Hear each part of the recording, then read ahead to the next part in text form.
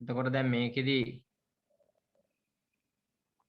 අපි කරන්නේ සමපාද ත්‍රිකෝණයක් නිසා මේ එක එක පාදවල දිග අපි සමාන කරගත්තා. ඒ සමාන කරගත්තට පස්සේ අපිට පුළුවනි මෙන්න මේ දැන් සමානතාවයේ පද දෙකක් ප්‍රකාශන දෙකක් තෝරා ගන්න. මම මෙන්න මේ මුලින් තියෙන පද දෙක තෝරා ගන්නවා. ප්‍රකාශන දෙක තෝරා ගන්නවා. එතකොට මේකෙන් සමීකරණයක් හදාගන්න නම් මෙන්න මේ දකුණු පැත්තේ සමාන ලකුණට දකුණු පැත්තේ තියෙන හරයෙන්, ඒ කියන්නේ මේ තියෙන 3න් අනිත් පැත්තේ තියෙන මෙන්න මේ මම වරහණක් දාන පදය ප්‍රකාශනය ගුණ කරනවා. ඊළඟට කරන්නේ මේ වම් පැත්තේ හරයේ තියෙන එකෙන්, ඒ කියන්නේ වම් පැත්තේ තියෙන 2 දෙකෙන් ගුණ කරනවා දකුණු පැත්තේ ලවයේ තියෙන මෙන්න මේ ප්‍රකාශනය. දෙකෙන් ගුණ කරනවා මෙන්න මේ ටික. මම ඊතල දාලා ඔන්න පෙන්නුවා. එතකොට ඔයගොල්ලන්ට පුළුවනි ඒ සුළු කරන ඒ තියෙන සමීකරණේ මේ AB එන පද එක පැත්තකට දාගන්න. දැන් මේක මේ සුළු කරාම එන්නේ මොකද්ද කියලා බලමු. මේක සුළු කරලා හදන්නකෝ බලන්න සමීකරණේ හදලා දාන්නකෝ බලන්න මේකෙන් එන්නේ මොකද්ද කියලා සමීකරණේ. දැන් මේ 3ෙන් ගුණ කරනවා. දැන් 3ෙන් 2A ගුණ කරන්න ඕන. 3ෙන් B ගුණ කරන්න ඕන. 3ෙන් ඍණ 3ත් ගුණ කරන්න ඕන. 3 වරක් 2A 3 වරක් B ධන B 3 වරක් ඍණ 3. එතකොට ඒක හැදෙනවා වම් පැත්තට එන ප්‍රකාශනය එනවා. ඊට පස්සේ දකුණු පැත්තේ ටික හදා ගන්නකොට දෙකෙන් ගුණ කරලා තමයි මේක අපි ලියන්නේ. දකුණු පැත්තේ ටික හදාගන්නේ දෙකෙන් ගුණ කරනවා. මේ මම නිල් පාටින් උණු පල්ලෙන් දැම්ම ඒ කොටු කරපු එක වෙනම. මේක ඉතින් හරස් ගුණිතය දාගන්න. මේ හරස් ගුණිතය දාගත්තාම මේ 2යි 3ෙන් ගුණ කරාම 6යි හැදෙනවා. 3 වරක් 2. ඊළඟට 3 වරක් B ගුණ කරාම 3යි B හැදෙනවා. 3 වරක් ඍණ 3 ගුණ කරාම ඍණ 9 හැදෙනවා. එතකොට මේ දකුණු පැත්තේ තියෙන හරයෙන් 3ෙන් වම් පැත්තේ තියෙන පදේ ලවයේ පද 3ම මම ගුණ කරලා තමයි මෙන්න මේ 6යි A ධන 3යි B ඍණ 9 කියන එක හදාගත්තා. ඊට පස්සේ දෙකෙන් ගුණ කරමු අනිත් පැත්ත. සමාන ලකුණු දාලා දෙවරක් A. එතකොට 2යි A. ඊළඟට දෙවරක් 2යි B එනවා. දෙවරක් 2යි B. හැම පදයක්ම ගුණ මේ පද තුනම දෙකෙන් ගුණ වෙන්න ඕනේ නැත්නම් වැරදි. දෙවරක් 2 4යි B තියෙන ඉඳ 4යි B කියලාත් දාගන්න පුළුවන්. ඊට පස්සේ දෙවරක් 4 තියෙනවා. එතකොට 8යි. දැන් පුතේ මේකේ විජීය පද ඒ කියන්නේ AB කියන පද එක පැත්තකට ගන්න. නියත පද තව පැත්තකට ගන්න. මේ ඍණ 9 8 තියෙන පැත්තට ගෙනියන්න පුළුවන්. 2යි A1යි 4යි B1යි මේ 6යි A සහ 3යි B තියෙන පැත්තට ගන්න පුළුවන්. ඔයගේ ලකුණු මාරු වෙනවා. එතකොට එනවා 6යි A ධන 3යි B මේ දකුණු පැත්තේ තියෙන 2යි A කියන පදය ගේනවා නම් වම් පැත්තට එතකොට ඍණ 2යි A වෙන්න ඕන. 4යි B කියන එක වම් පැත්තට ගන්නවා නම් ඍණ 4යි B වෙන්න ඕන. ඔන්න මම රතු පාටින් එක දාලා තියෙනවා. සමාන ලකුණේ අනිත් පැත්තේ තිබ්බ 2යි A එක වම් පැත්තට එනකොට ඍණ 2යි A කියලා දාලා තියෙනවා. 4යි B තිබ්බ එක ඍණ 4යි B කියලා දාලා තියෙනවා. එතකොට මේ 9 තියන්න බෑනේ මේ පැත්තේ 9 ගෙනියන්න ඕන 8 තියෙන පැත්තට. එතකොට ඍණ 9 තියෙන එක 8 තියෙන පැත්තට ගෙනිච්චාම ඒක ධන 9ක් වෙනවා. එතකොට 8යි 9යි එකතු වෙනවා. හරි. දැන් 6යි A ගෙන් 2යි A අඩු කරන්න පුළුවන්. 6යි A ගෙන් 2යි A අඩු කරන්න පුළුවන්. එතකොට 4යි A එනවා. මෙන්න මෙතන 6යි A ගෙන් 2යි A අඩු කරනවා. ඒ වගේම 3යි B ගෙන් ඍණ 4යි b ධන 3යි b ඍණ 4යි b. එතකොට අඩු වෙන්න ඕන මේක. එතකොට ඍණ b එනවා. ධන 3යි ඍණ 4යි. එතකොට 4න් 3ක් අඩු කරාම 1යි b වැඩි කියලා ලකුණ ඍණ b වෙනවා. එහෙනම් සමීකරණය එනවා 4යි a ඍණ b සමානයි මෙතන 9යි 8යි 17යි. ඔන්න පළවෙනි සමීකරණය. ඔන්න අපි පළවෙනි සමීකරණය ගොඩනගා ගත්තා. පළවෙනි සමීකරණය ගොඩනගා ගත්තා. ඊළඟට පුතේ දෙවෙනි සමීකරණය ගොඩනගනකොට අපි මේ මුල් ප්‍රකාශන දෙකනේ මුලින් තෝරාගත්තේ. දෙවෙනි සමීකරණය ගොඩනගන්න මෙන්න මේ ටිකේ. මම දැන් මේ කොටු කරලා පෙන්නන්න තියෙන්නේ. අන්න ඒකටත් මේ දැන් මේ ටිකට කරා වගේම හරස් ගුණිතය දාගෙන සමීකරණයක් හදාගන්න. තව සමීකරණයක් හදාගන්න. සමීකරණ දෙකක් ඕනනේ සමීක විසඳන්න. මේක එකයි තියෙන්නේ. දැනට එකයි අපි හදාන්න තියෙන්නේ. ඕනනම් මුලම එකයි අගම එකයි සමාන කරගෙන හදන්නත් පුළුවන්. මැද එකයි අගේ අවසාන තුන්වෙනි එකයි සමාන කරගෙන මෙහෙම හදන්නත් පුළුවන්. අපි මේකෙන් හදමු. මේකෙන් තව සමීකරණයක් හදමු. හරි. ඒකට චුට්ටක් දෙන්නම් වෙලාව.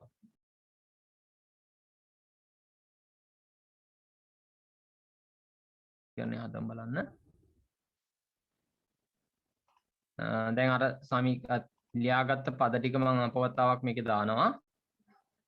එතකොට දැන් මේ මැද පදයයි අග පදයයි සම්බන්ධ කරගෙන තමයි අපි දෙවෙනි සමීකරණය හදාගන්න යන්නේ. මම ඒක වෙනම ලියනවා පල්ලෙන්.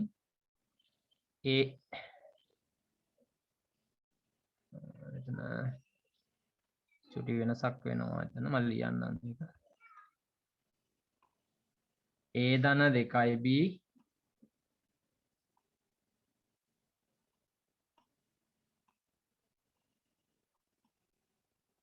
ඒ ටික ඉස්සල්ලා ටිකමනේ ටික දාන්න හරි. ඔය පළවෙනි සමීකරණය අදපු ටික උතන දාන්න අපව.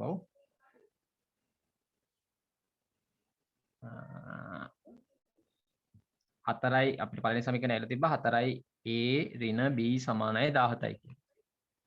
එතකොට මේ මැද පදයයි අවසාන පදයයි ඒ සම්බන්ධතාවය අනුව අපි දෙවෙනි සමීකරණය ගොඩනගා ගන්න යන්නේ. එතකොට මෙන්න මේ දකුණු පැත්තේ තියෙන 4 හරයට තියෙන මෙන්න මේ මම රවුම් කරලා පෙන්නන 4න් එහා පැත්තේ තියෙන ලවයේ තියෙන පද 3ම ගුණ වෙන්න ඕන. ඒ 4න් ගුණ වෙන්නත් ඕන 2යි b 4න් ගුණ වෙන්නත් ඕන 4 4න් ගුණ වෙන්නත් ඕන. එතකොට හැදෙන පද ටික මොකක්ද කියලා බලමු. 4 වරක් a කියන්නේ 4යි a හැදෙනවා. 4 වරක් 2යි b කියන්නේ 4 වරක් 2 8යි 8යි b හැදෙනවා. 4 වරක් 4 16ක් හැදෙනවා. ඊළඟට කරන්න ඕන මෙන්න මේ වම් පැත්තේ තියෙන 3න් මේ තියෙන වම් පැත්තේ පදේ ප්‍රකාශනයේ තියෙන හරයේ තියෙන 3න් අනිත් පැත්තේ ලවයේ තියෙන පද ගුණ කරනවා. 2යි a 3න් ගුණ කරන්නත් ඕන 3යි b 3න් ගුණ කරන්නත් ඕන 1 3න් ගුණ කරන්නත් ඕන. එතකොට එනවා 6යි a 9යි b 3 වරක් 1 එතන 3යි. ඔන්න ඔය පද ටික මම අදා ගන්න පුළුවන්. ඊට පස්සේ මේකේ පද හැම එකක්ම එකම පැත්තකට අපි දාගමු. මම කරන්නේ මේ AB තියෙන පද වම් පැත්තටත් නියත පද දකුණු පැත්තටත් හදාගන්නේ. එතකොට වම් පැත්තේ තියෙන 4යි ධන 8යි b එක එහෙම තියාගන්න. මෙන්න මේ 6යි a ධන 9යි b කියන පද දෙක අනිත් පැත්තට ගන්නවා. මම එතකොට ඍණ 6යි a ඍණ 9යි b කියලා වෙනස් වෙන්න ඕනේ. ඍණ 6යි a ඍණ 9යි b. හරි. ඊට පස්සේ මේ 16 ගන්නවා මම මේකේ දකුණු පැත්තට. එතකොට 3න් අඩු වෙනවා 16ක්. දැන් මෙතන 4යි a ගෙන් 9 6යි a අඩු කරාම ඍණ 2යි a 4යි a අඩු කිරීම 6යි a කියන්නේ ඍණ 2යි 8යි b අඩු කිරීම 9යි b කියන්නේ ඍණ b ඍණ 1යි b සමානයි මෙතන 16න් 3ක් අඩු කරන්න ඍණ 13 ඍණ 13යි ඔන්න දෙවෙනි සමීකරණය හදාගත්තා දෙවෙනි සමීකරණය හදාගත්තා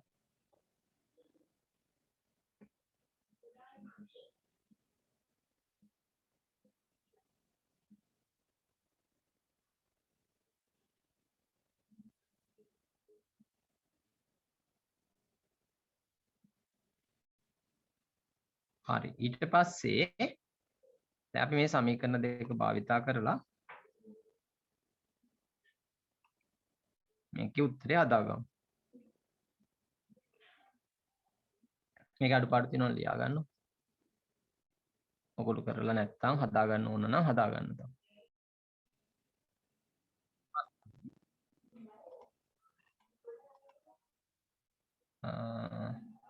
ඔන්න පළවෙනි සමීකරණය ආයෙ ලියාගත්තා 4a ඍණ b සමානයි 17යි දෙවෙනි සමීකරණයේ ඍණ 2a ඍණ b සමානයි ඍණ 13යි ඒක දෙවෙනි සමීකරණය හරි දැන් කරන්නේ අපි දැන් මෙතන b වල සංගුණකය සමාන වෙලා තියෙනවා b වල සංගුණකය සමාන වෙලා තියෙනවා ඍණ b ඍණ b තියෙන්නේ එතකොට ලකුණ සමාන නිසා මේ සමීකරණ දෙක අඩු කරොත් තමයි මේ b කියන පදය අයින් කරන්න පුළුවන්. ලකුණ සමාන නම් අපි සමීකරණ දෙක අඩු කරන්න ඕනේ. ලකුණ අසමාන නම් සංගුණක සමාන දෙන්නගේ සමීකරණ දෙක එකතු කරන්න ඕනේ. දැන් මම කරන්නේ පළවෙනි සමීකරණයෙන් දෙවෙනි සමීකරණය අඩු කරනවා. පළවෙනි සමීකරණය අඩු කිරීම දෙවෙනි සමීකරණය. එතකොට පළවෙනි සමීකරණයේ තියෙනවා 4a ඍණ b කියන පදය. ඒකෙන් අඩු කරන්න ඕන මෙන්න මේ ඍණ 2a ඍණ b කියන පදය. මම ඒක වරහණක් ඇතුළට දාලා මෙන්න මේ විදිහට ඍණ 2a ඍණ b කියලා අඩු කරනවා. අඩු කරද්දි වරහණක් දාලා මෙහෙම අඩු කරගන්න. නැත්නම් ඔයගොල්ලන්ට ඔක වරදින්න පුළුවන්. ඒක සමානයි මේ 17 අඩු කරන්න ඕන ඍණ 13ක්. එතකොට මම ලියන්නේ බලන්න ලියපු විදිය 17 අඩු කිරීම ඍණ 13. 17 අඩු කිරීම ඍණ 13. දැන් මෙතනදී මෙන්න මේ ඍණ ලකුණෙන් මේ වරහණ ඇතුලේ තියෙන පද ගුණ කරන්න වෙනවා අපිට. එතකොට අපිට හැදෙනවා 4a ඍණ b මෙතන ඍණයි ඍණයි ගුණ කරාම ධන 2a හැදෙනවා. ඍණයි ඍණයි ගුණ වෙනාම ධන b හැදෙනවා. ඊට පස්සේ ඊළඟ එකෙත් තියෙනවා ඍණ 13 කියන එක. ඒතර ඍණ වරක් ඍණ ගුණ කරාම ධන හැදෙන නිසා එතන ධන 13යි කියලා හැදිලා තියෙනවා. දැන් මෙතන ධන ඍණ b ට ධන b කපන්න පුළුවන් අඩු කරන්න පුළුවන්. 4a ට 2a එකතු කරාම 6a කියලා එනවා. 17යි 13යි එකතු කරාම 30යි කියලා එනවා. එහෙනම් අපිට පුළුවන් ඒ වෙලාවේ හොයන්න දෙපැත්තම 6ෙන් බෙදන්න. දෙපැත්තම 6ෙන් බෙදන්න පුළුවන්. එතකොට දෙපැත්තම 6ෙන් බෙදපුවාම අපිට එනවා a සමානයි 5යි කියලා. a සමානයි 5යි කියලා එනවා. ඊළඟට ඔයගොල්ලන්ට කරන්න ඕනේ a සමානයි 5 පළවෙනි සමීකරණයට හරි දෙවෙනි සමීකරණයට හරි ආදේශ කරලා b ට එන උත්තරේ හොයාගන්න එක. චුටි වෙලාවක් දෙන්නම් එකටත්. අදපු නැති අය ඉන්නවා නම් ඒ ටික සම්පූර්ණ කරන්න. ඊට පස්සේ කැමැති සමීකරණයට ආදේශ කරන්න පුළුවන්. මම පළවෙනි සමීකරණයට ආදේශ කරන්නේ 4යි a නිසා 4 වරක් a වෙනුවට අපිට 5 දාන්න පුළුවන්. එතකොට 4 වරක් 5 අඩු කිරීම b සමානයි 17යි. එහෙනම් අපිට ලියන්න පුළුවන් 20 අඩු කිරීම 17 සමානයි b. මම කරේ ඍණ b තියෙන එක 17 පැත්තට ගත්තා 17 ගත්තා මේ වම් පැත්තට. එතකොට 17 ඍණ 17 වුණා. b ඍණ b තිබ්බ එක ධන b වුණා. 20ෙන් 17ක් අඩු කරා. එතකොට එනවා b සමානයි 3යි කියලා. a ට 5යි b ට 3යි. a සමානයි 5යි b සමානයි 3යි. පොඩි ගාණක් වුණාට ඉතින් අර සාමාන්‍ය අපි හදාන්න යන ගණන් වලට වඩා පොඩි වෙනස්කමක් තිබ්බ එකක්. මම හිතනවා ඉතින් මොනවා හරි දෙයක් එතනින් අලුතෙන් දෙයක් ගන්න ඇති කියලා.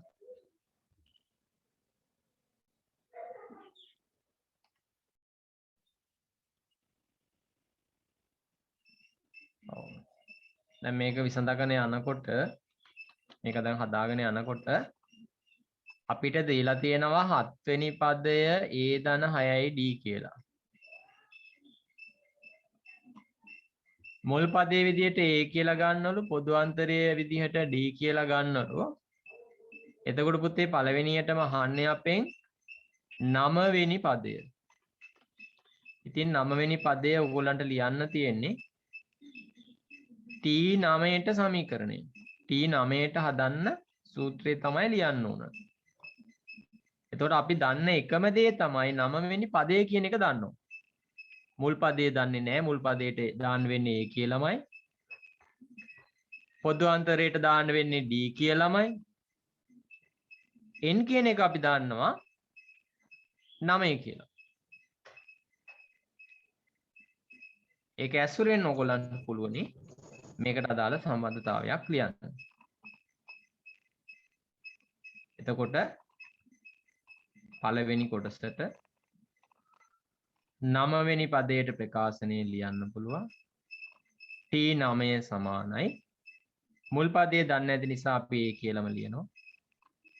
දාන්න n වෙනුවට දැන් ලියන්න වෙන්නේ 9 වෙනි පදේ නිසා n කියන එකට n වෙනුවට 9 ලියන්න පුළුවන්. අඩු කිරීම 1 වාරයක් d වාරයක් d. එතකොට අපිට එනවා T9 සමානයි a එකතු කිරීම 9න් එකක් අඩු වෙනවනේ. එතකොට 8යි d කියලා ලියන්න පුළුවන්. 8යි d කියලා ලියන්න පුළුවන්. ඉතින් බලාපොරොත්තු වෙන්නේ a ධන 8යි d. දැන් 7 වෙනි පදයට a ධන 6යි d නම් 9 වෙනි පදයට a ධන 8යි d. හරි. ඔන්න ඕක තමයි පළවෙනි ගානට හැදෙන්නේ. මෙන්න මේ දෙවෙනි කොටස හදපු කෙනෙක් ඉන්නවා නම් උත්තරේ දාන්න බලන්න.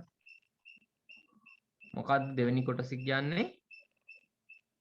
මේ විදිහට තොරතුරු ටිකක් දීලා තියෙනවා මේ 7 වෙනි සහ 9 වෙනි පදවල එකතු 96ක් කියලා. එහෙමනම් මේ ශ්‍රේණියේ 8 වෙනි පදය මොකක්ද කියලා අහනවා. 8 වෙනි පදය මොකක්ද කියලා අහනවා. 8 වෙනි පදේ ලියන්න ඕන සංඛ්‍යාත්මක අගයක් විදියට. පූර්ණ සංඛ්‍යාමය හෝ දශම සංඛ්‍යාමය අගයක් විදියට තමයි උත්තරේ ඕන මට. දැන් මේ 96යි කියලා දීලා තියෙනවා වගේ උත්තරයක් තමයි මට ඕන වෙන්නේ. හදපු කෙනෙක් ඉන්නවනම් chat box එකට දාන්නකෝ උත්තරේ. එතකොට 7 වන හා 9 වන පදවල එකතුව 96ක් නම් එම ශ්‍රේණියේ 8 වන පදේ සොයන්න කියලා කියන්නේ. දැන් පුතේ අපි 8 වෙනි පදේ ලියා ගමු මේකේ. අපි 8 වෙනි පදය a සහ d ඇසුරෙන් ලියා ගමු. ඔයගලන්ට පේනවා T8 ලියන්න පුළුවන්. T8 ඒ කියන්නේ 8 වෙනි පදේ ලියන්න පුළුවන්. දැන් 7 වෙනි පදේ ලියුවානේ a ධන 6යි d කියලා. 9 වෙනි පදේ ලියුවානේ a ධන 8යි d කියලා. 8 වෙනි පදේ ලියන්න පුළුවන් a ධන 7යි d කියලා. මොකද n ඍණ 1 කියනකොට 8න් එකක් අඩු වෙලා එතන 7 හැදෙනවා. අපිට 8 වෙනි පදේ මේ විදිහට ලියා ගන්න පුළුවන්. T8 කියන්නේ a ධන 7යි d. ඊට පස්සේ කියනවා මෙන්න මේකේ 7 වෙනි සහ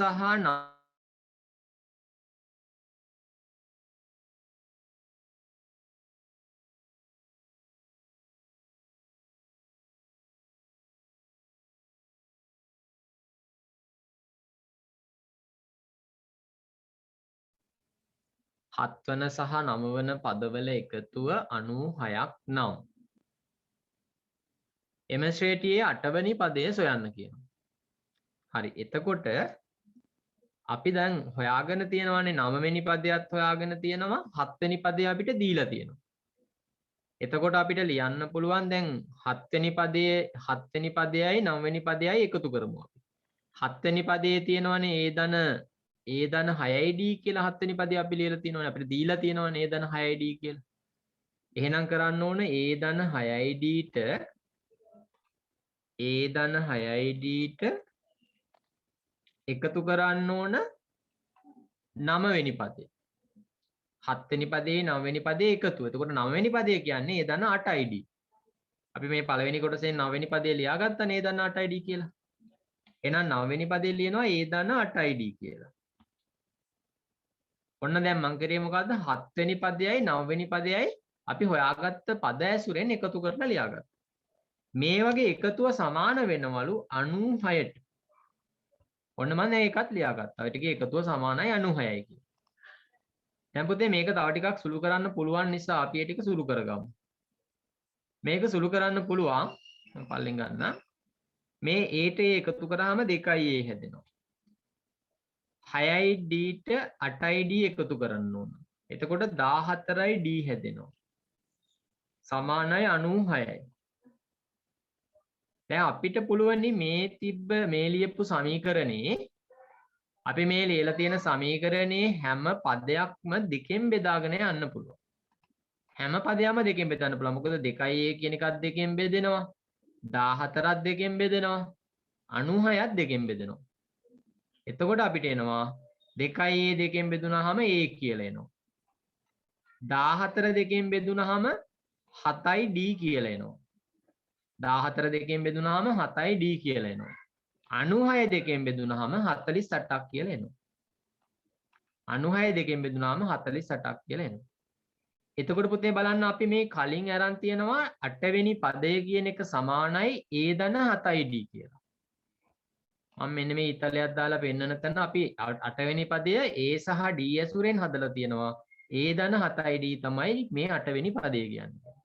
දැන් අපි මේ දීලා තියෙන සම්බන්ධතාවයේ ඇසුරෙන් අපි ඔප්පු කරලා පෙන්නවා a ධන 7යි d කියන එක සමාන වෙනවා 48ට කියලා. අන්න එහෙනම් අපිට දැන් ගන්න පුළුවන් මේකේ 8 වෙනි පදය ඒ කියන්නේ t8 කියන එක උත්තරේ එන්නේ 48යි කියන්නේ. අපෙන් අහන්නේ 8 වෙනි පදේ මොකද්ද කියලා. 8 වෙනි පදේ මොකද්ද කියලා අහන්නේ. එහෙනම් 8 වෙනි පදේ අපි ගත්තා. මේ දීලා තිබ්බ සම්බන්ධතා අනුව සමීකරණ ගොඩනගාගෙන ඒක ඇසුරෙන් අපිට ඕන කරන උත්තරේ අපි හදාගත්තා. ඔන්න ඒ විදිහට දැන් මම හිතනවා මේක සමහර විට ඉතින් හදලා තියෙනව වෙන්න පුළුවන්. නමුත් හදපු නැති අය අතරේ වැඩි දෙනෙක් ඇති කියලා විශ්වාස කරනවා. ඉතින් අලුතෙන් දෙයක් මෙතනදී ඕගොල්ලන්ට අලුතෙන් දෙයක් හිතන්න එකතු වෙන්න ඇති.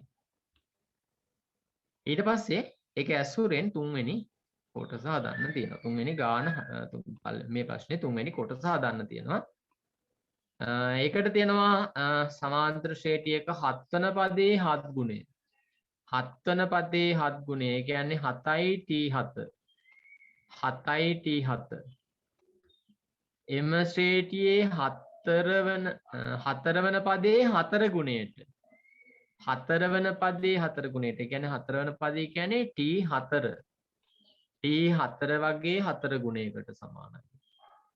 එහෙනම් දැන් මේකෙදි හදාගන්න වෙනවා මම මේ පළවෙනියට ඉඩ ගන්න ඕන නිසා මේ පළවෙනි කොටස ටික මම මකන්න. ඉඩ පොඩ්ඩක් ඕන වෙන නිසා මම මේ පළවෙනි කොටස ටික මකලා මේ පැත්තෙන් හදනවා ඒක තුන්වෙනි කොටස. මේ ටික මැකුවා. ඒ ටිකත් මකලා එතනින්ම දාන්නම්. නැත්නම් ඉඩ මදිනවා. හරි දැන් මම තෝරාගන්නේ මෙන්න මේ තියෙන ප්‍රකාශනෙ. මේ ඉරක් ගහලා පෙන්නන්නේ ඒ ටික තමයි මේ ලියන්නේ. එතකොට 7 වන පදේ 7 ගුණය 7යි t7 7යි t7 සමාන වෙනවලු 4 වෙනි පදේ 4 ගුණයට. හරි එහෙනම් දැන් මේකේ ලියන්න පුළුවන් 7 වෙනි පදේ අපි දන්නවා ලියන්න පුළුවන් 7 ගුණ කිරීම t7 ලියන්න පුළුවන් a ධන 6යි d කියලා. 7 වෙනි පදේ ලියන්න පුළුවන් a ධන 6යි d කියලා. ඒක අපිට දීලා තියෙනවා. අපි මේකේ මුල් පදේ දන්නෙත් නෑ පොදු අන්තරය දන්නෙත් නෑ අපි හිතනවා මුල් පදේ කියලා පොදු අන්තරේ d කියලා. ඒක සමාන වෙනවා හතරවෙනි පදයේ හතර ගුණයට. එතකොට හතරවෙනි පදේ අපිට ලියන්න පුළුවන් a ධන හතරවෙනි පදේ වුණාම n ඍණ 1. එතකොට හතරෙන් එකක් අඩු කරන්න ඕනේ. එතකොට හතරෙන් එකක් අඩු කරාම 3ක් කියලා එන්නේ 3යි d කියලා ලියන්න පුළුවන්. එකක් එනවා 7 වාරයක් a ධන 6යි d කියලා අනික එනවා 4 වාරයක් a ධන 3යි d කියලා. එහෙනම් මේක අපිට තව ටිකක් සුළු කරන්න පුළුවන්. 7න් අපිට මේ පද පළවෙනි තියෙන ප්‍රකාශනය 7න් ගුණ කරන්න පුළුවන්. 7 වරක් a ගුණ වෙනවා 7 වරක් 6යි d ගුණ වෙනවා. ඒ වගේම තමයි අනිත් පැත්ත 4න් ගුණ වෙනවා 4 වරක් a ගුණ වෙනවා 4 වරක් 3 ගුණ වෙනවා. එතකොට 7 වරක් a කියන්නේ 7යි a කියලා එනවා. 7 වරක් 6 ගුණ කරාම 42යි d කියලා එනවා. 4 වරක් a කියන්නේ 4යි a කියලා එනවා. 4 වරක් 3 කියන්නේ 12යි d කියලා එනවා. ඔන්න ඔය විදිහට අපිට මේකේ වරහන් අයින් කරගන්න පුළුවන්. දැන් මම කරන්නේ මේකේ ඔක්කොම පද එක පැත්තකට ගන්න එක. මේ 4යි a 12යි d කියන එකත් ගන්නවා වම් පැත්තට. ඒකට අදාළ ප්‍රකාශනයෙන් මම පල්ලෙන් ලියනවා. වම් පැත්තේ තිබ්බා 7යි a ධන 42යි d කියන එක. එතකොට මේ සමාන ලකුණෙන් අනිත් පැත්තට ගෙනියනවා 4යි a. එතකොට ඍණ 4යි a වෙනවා. 12යි d ගෙනියනවා අනිත් පැත්තට. එතකොට ඍණ 12යි d වෙනවා. එතකොට දකුණු පැත්තේ මොකුත් ඉතුරු නැහැ. ඒ පැත්ත බිඳුවයි. හරි. එතකොට මේ ටික සුළු කරමු අපි. 7යි a ගෙන් 4යි a අඩු කරාම 3යි a එනවා.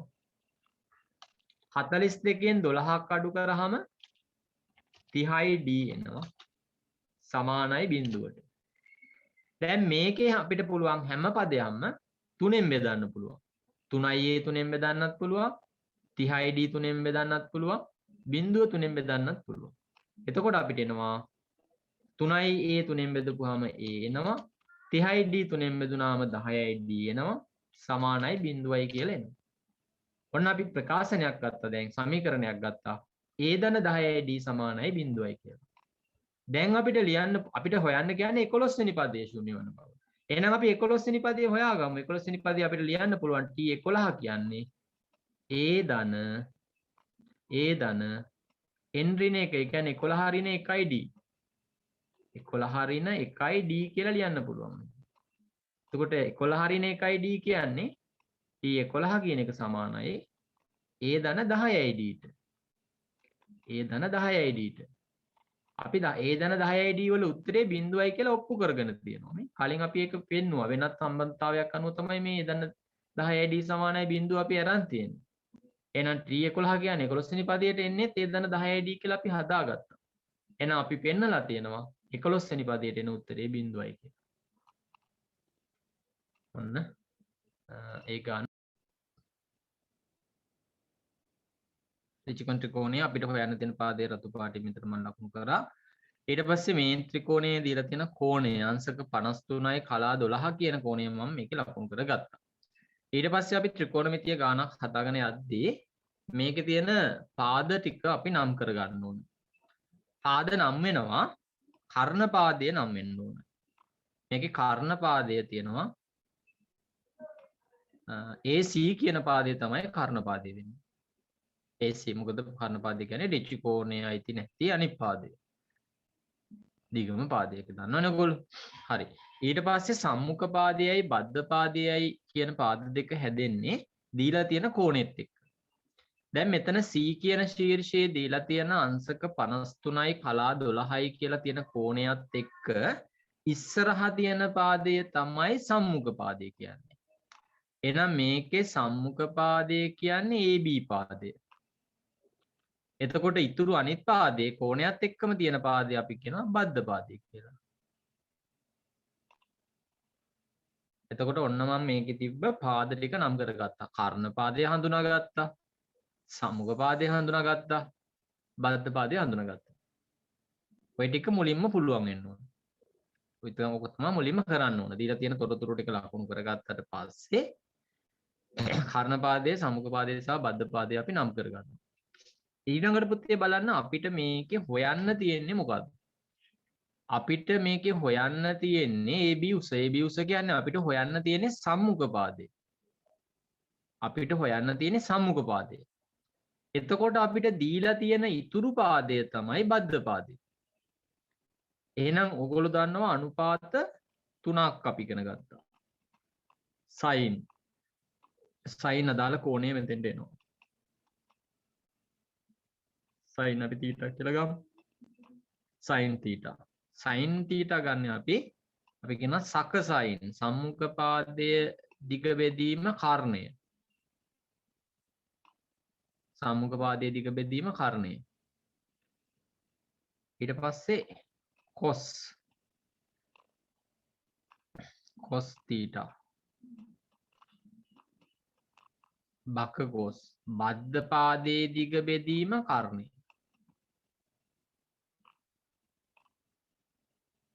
ඊළඟ එක tan θ. tan θ. tan θ. සබ tan. ඒ කියන්නේ සම්මුඛ පාදයේ දිග බෙදීම බද්ධ පාදයේ දිග. දැන් එතකොට අපිට හොයන්න තියෙනවා සම්මුඛ පාදය දීලා තියෙනවා බද්ධ පාදය.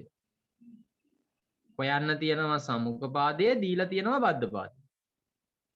එතකොට අපිට ලියන්න ඕන සම්බන්ධතාවයේ තියෙන්න ඕන සම්මුඛ පාදයයි බද්ධ පාදයයි සම්බන්ධ වෙන අනුපාතයක්. එහෙනම් අපි මේ ලියපු අනුපාත තුනෙන් සම්මුඛ පාදයයි බද්ධ පාදයයි සම්බන්ධ වෙන අනුපාතය තමයි මේ tan කියන්නේ. එහෙනම් අපි මේකට ලියන්න ඕන tan θ කියන්නේ කෝණය දීලා තියෙන අපිට 53යි කලා 12. අංශක 53යි කලා 12. එතකොට සම්මුඛ tan කියන්නේ සම්මුඛ පාදයේ බෙදීම බද්ධ පාදයට සම්මුඛ පාදයේ දිග අපි දන්නේ AB කියලා. අපි දන්නේ නැහැ ඒක තමයි හොයන්න තියෙන්නේ. සම්මුඛ පාදයේ දිග AB වෙන්න මම AB කියලා දානවා. බෙදීම බද්ධ පාදයේ. බද්ධ පාදයේ දිග අපි දන්නවා. බද්ධ පාදයේ විදියට BC පාදය තමයි ගන්න වෙන්නේ. එහෙනම් ඒක 40යි. ඔන්න ඔය විදියට ගන්න පුළුවන්. ඊට පස්සේ අපි කරන්න ඕන මේ දකුණු පැත්තේ ලියපු මේ සම්බන්ධතාව ටික මම අයින් කරනවා. දැන් ඔයගොල්ලන්ට ඒක තේරුම් ගන්න ඇති. ඔය එතන තේරුම් ගත්තා නම් ගාන ඊට ටික හදාගෙන යන්න පුළුවන්. ඊට පස්සේ දැන් ඊළඟට ඔයගොල්ලෝ ගන්න ඕන ප්‍රකෘති ටැන්ජන වගුව. ලඝු ගණක සායම තියෙන වගුව අරගෙන ඒකේ තියෙනවා ප්‍රකෘති ටැන්ජන කියලා වගුවක් තියෙනවා. මේ ප්‍රකෘති ටැන්ජන වගුවේ බිඳුවේ ඉඳන් පටන් ගත්තාම අංශක 1 2 3 කියලා හම් පල්ලෙහාට තියෙනවා. ඊළඟට මෙතන තියෙනවා තීරවල කලා බිඳුව කලා 10 කලා 20 ඔහොම කියලා තියෙනවා. එතකොට අපි දැන් තෝරා ගන්න ඕන අංශක 53.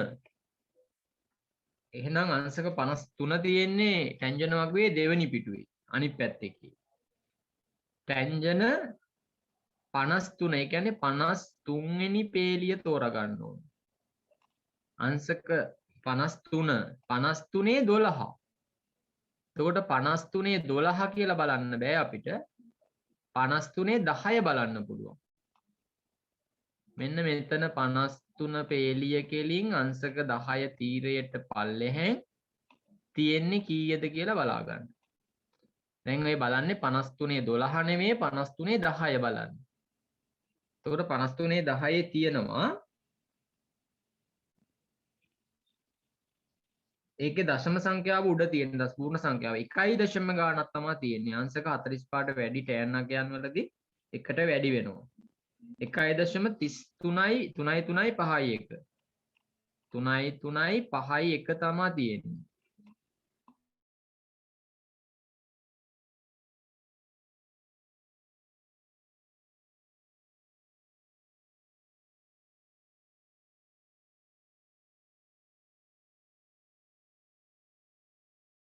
කුණු පැත්තේ කෙලවරේ. ඒ මධ්‍යන්තරේ කලා 1 කලා 2 කලා 3 කියලා ඔහම තියෙනවා. ඒකේ කලා දෙකට කෙලින් මෙන්න මෙහෙම පල්ලෙහාට ඇවිල්ලා මෙන්න මේ 53 පේලිය කෙලින්ම කලා දෙකේ තියෙන්නේ කීයද මොකක්ද අගේ කියලා බලලා ලියා ගන්න. එතන කලා දෙකේ තියෙනවා කෙලීම ඉස්සරහට යද්දි 16. 16 තියෙනවා. දැන් එහෙනම් කරන්න ඕන මෙන්න මේ තිබ්බ 1.335 එකට මෙන්න මේ 16ක් 1.6ක් එකතු කරන්න ඕන. 51ට 16ක් එකතු කරන එක තමයි කරන්නේ. එතකොට ඒක එකතු කරලා අපි ඒ ආපු උත්තරේ tan 53යි කලා 12 තියෙන තැනට දාගන්න. එතකොට එනවා 51යි 16න් 67ක් එනවා. එතකොට එනවා 1.33 6යි 7. ඔන්න අපි ඒ අගය බලලා වගුවෙන් බලලා තමයි මෙතන දාගත්තේ. සමානයි AB බෙදීම 40යි. AB බෙදීම 40යි. දැන් ඉතින් දෙපැත්තම 40න් අපි ಗುಣ කරන්න එපේ. මේ 40 හරේ තියෙන 40 අයින් කරන්න එපේ. එතකොට කරන්න ඕන මෙන්න මේ 1.336 ගුණ කරනවා 40න්. ඒක සමානයි ABට. ABට සමාන වෙනවා. ඒක සුළු කරගත්තාම ඔයගොල්ලන්ට AB සමානයි 53 දශම ගානක් එනවද බලන්න.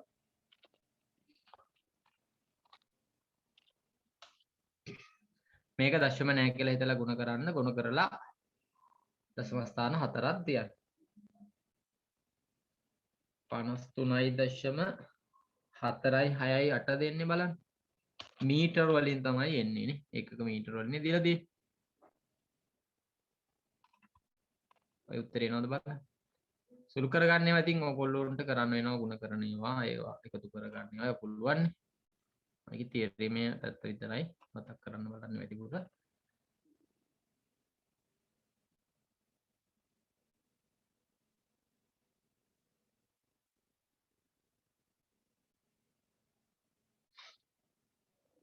හරි 53.4යි 6යි 8යි මීටර.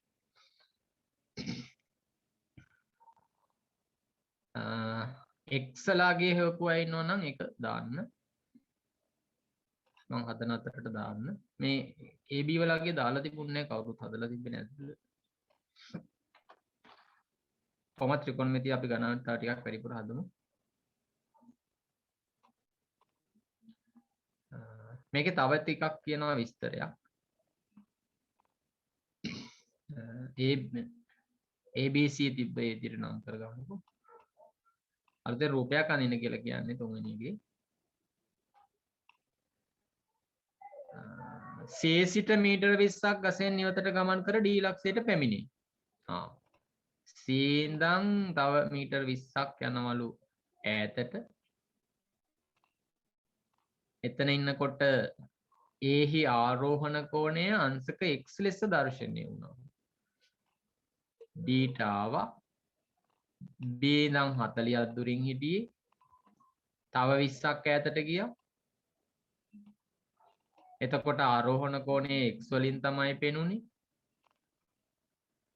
දැන් අපි AB උස හොයාගෙන තියෙනවා 53.468 කියලා. 53.468 කියලා. AB ගේ උස අපි දන්නවා දැන්. එතකොට දැන් අපිට x අහන්නේ කෝණය අහන්නේ. දැන් මේ x කියන කෝණයත් එක්ක AB කියන එක්කෙනා සම්මුඛ පාදයමයි. දැන් ලොකු ත්‍රිකෝණය ගැන හිතන්න. ABD ත්‍රිකෝණය ගැන හිතන්න. එතකොට එතන තියෙන x කියන කෝණයත් එක්ක AB කියන එක්කෙනා සම්මුඛ පාදය වෙනවා. BD කියන එක්කෙනා බද්ධ පාදය වෙනවා. එහෙනම් පුතේ මේකෙත් ලියන්නේ tan වලින්ම තමයි. සම්මුඛ පාදයයි බද්ධ පාදයයි සම්බන්ධ වෙන්න නම් අපි ලියනවා tan x සමානයි 53.468 බෙදීම දැන් 40ක් නෙමෙයි 20ක් නෙමෙයි දෙකේ එකතුව BD දිගනේ ඕන වෙන්නේ. එතකොට 60න් බෙදන්න ඕන. මේක 60න් බෙදන්න ඕන. ඕක 60න් බෙදාගෙන අපි උත්තරේ දාගන්න ඕන. ඔක 60න් බෙදපුවාම ඔයගොල්ලන්ට එනවා ඇති 53ට නෑනේ 60 ඒවා බිඳුවයිනේ. 0.0 ගානක් තමයි එන්නේ. 534ට 8යිනේ 480යි.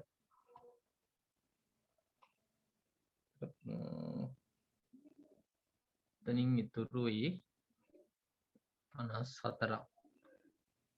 546ට 9ක් තියෙනවා. ඊළඟට 6ක් ඉතුරුයි. 68ට 1යි. ඊට පස්සේ දෙකක් ඉතුරුයි 20ට 1යි. ඔය වගේ දිගට එනවා. මම දශම ස්ථාන 4කට තමයි ඔන්න ගත්තේ. 0.89යි 1 කියලා තමයි එන්නේ.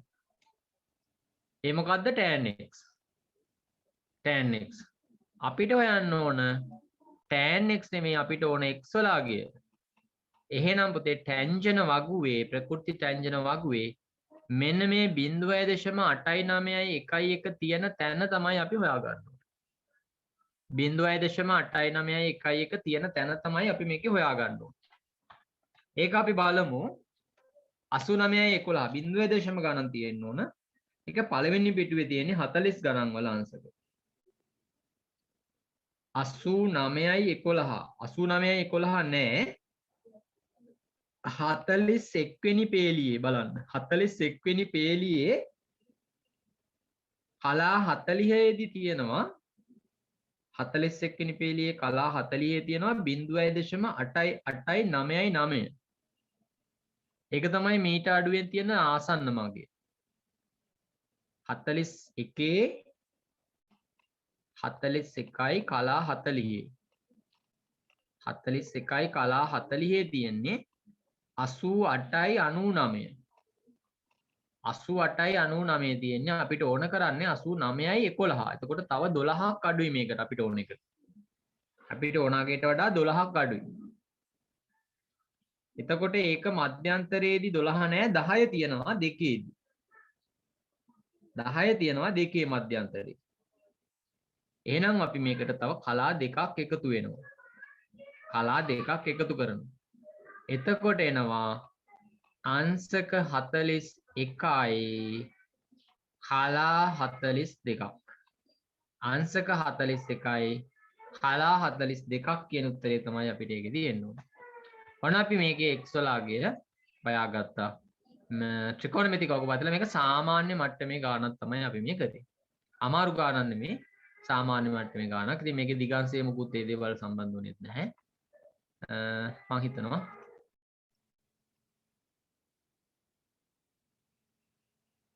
එතකොට මෙන්න මේ ගත්ත ණය මුදල A කියන මූල්‍ය ආයතනයෙන් 108ක වාර්ෂික සුළුපොලී ප්‍රතිශතයකට එයා ගන්න ණය මුදල තමයි අපි මේ x කියලා ගත්තේ. අපි දන්නේ නැහැ කොච්චරද ගත්තේ කියලා. ඒක නිසා ඒක වීජීය සංකේතයකින් නිරූපණය කරගන්න.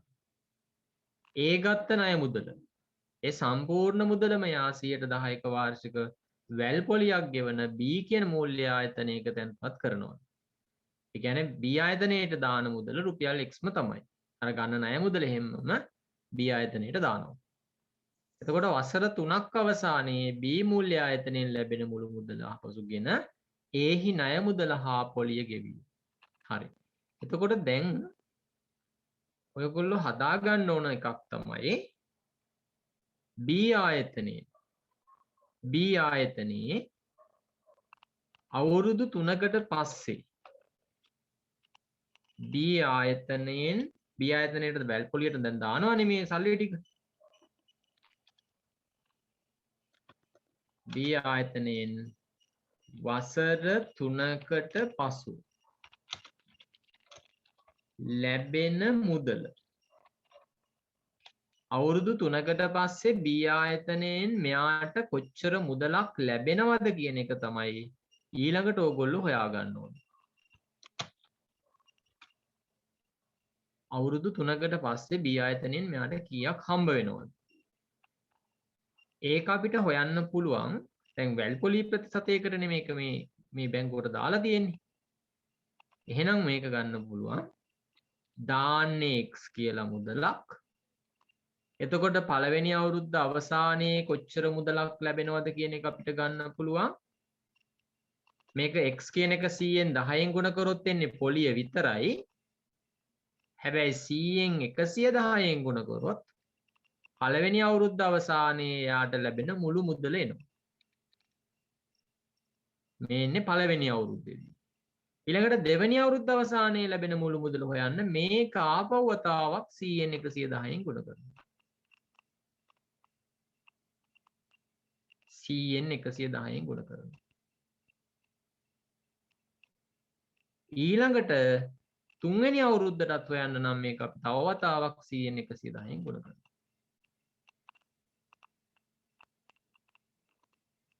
ඔන්න දැන් මේ මම හෙව්වේ මේක මට ඕන තව ටිකක් සුළු කරන්න පුළුවන්. මේ බින්දු ගානේ කපන්න පුළුවන් එකට. එක බින්දු ගානේ මම අයින් කරා. එතකොට එනවා 11 වරක් 11 මේ ගුණ කරන්න එනවනේ මේ 11 වරක් 11 121යි 121 වරක් 11 121 වරක් 11 1331.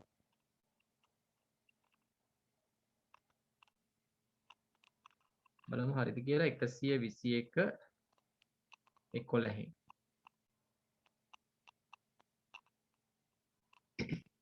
11ක් 11න් කයි 11ක් 2 22යි 23න් 3යි දෙකක් ඉතුරුයි.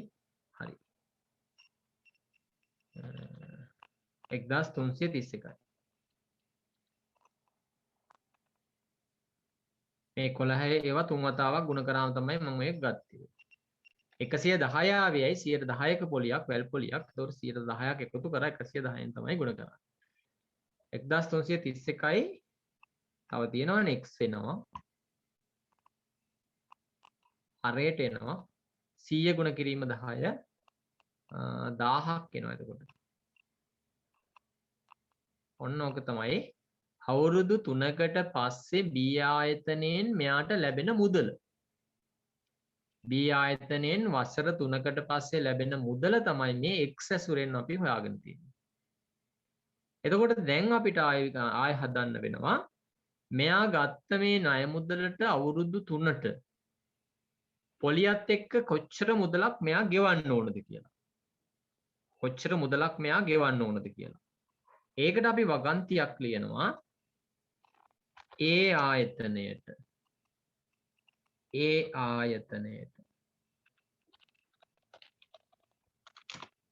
වසර 3කට පසු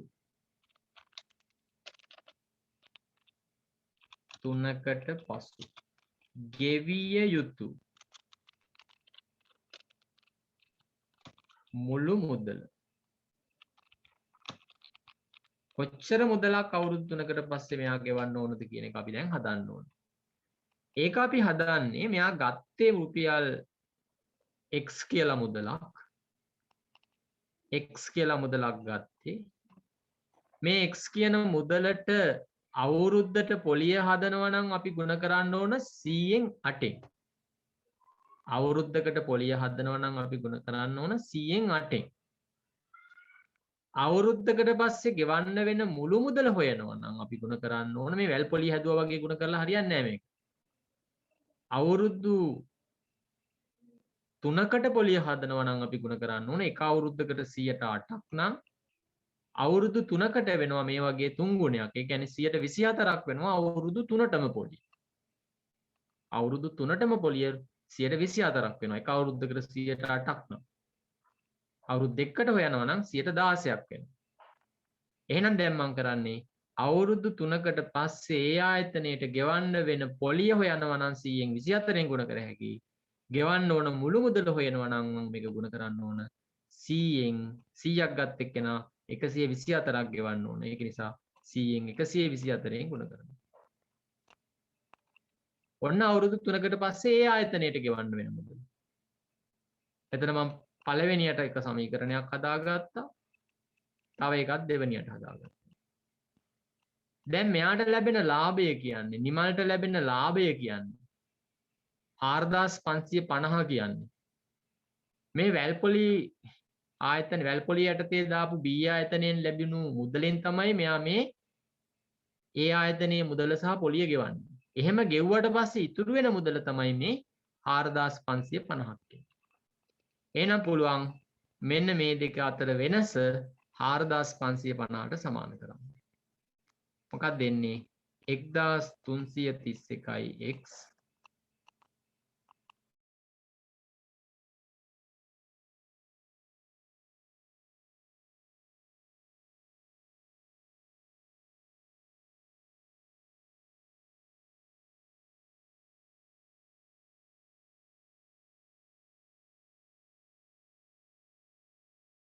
ඒකෙන් අඩු කරනවා 124යි x බෙදීම 100. 124යි x බෙදීම 100. මේක සමානයි අර තියෙන ඉතුරු වෙන මුදලට 4550. දැන් මේක උදාහරණයක් විතරයි ඉතින් එන්න පුළුවන්. ඒක පොඩි ගාණක්. නමුත් ඉතින් ඔයාලා හිතන විදිහත් එක්ක චුට්ටක් කල්පනා කරන්න ඕන ගාන හදන්න තියෙන ලේසි ක්‍රමයක් තෝරා ගන්න ඕන. මීට වඩා වෙනස් ක්‍රම වලට උනත් මේ ගාන හදාන යන්න පුළුවන් ක්‍රම තියෙනවා. ඉතින් මේ වගේ ක්‍රමයකට ගියොත් ඉක්මනට ගාන හදා ගන්න පුළුවන්. ඊට පස්සේ දැන් මෙතන හරේ තියෙන 1000 අයින් කරන්න ඕන. එහෙනම් හැම පදයක්ම 1000න් ගුණ කරමු අපි. හැම එකක්ම 1000න් ගුණ කරමු. හැම පදයක්ම 1000න් ගුණ කරන්න. එතකොට හරයට තියෙන 1000 අයින් කරන්න පුළුවන්. මේ 4550ත් 1000න් ගුණ කරන්න. එතකොට පළවෙනි එකේ 1000යි 1000යි එතන කැපිලා ගියා. 1331 ඉතුරු වෙන්නේ. මෙතන 100න් 1000යි කියන එතන බිඳු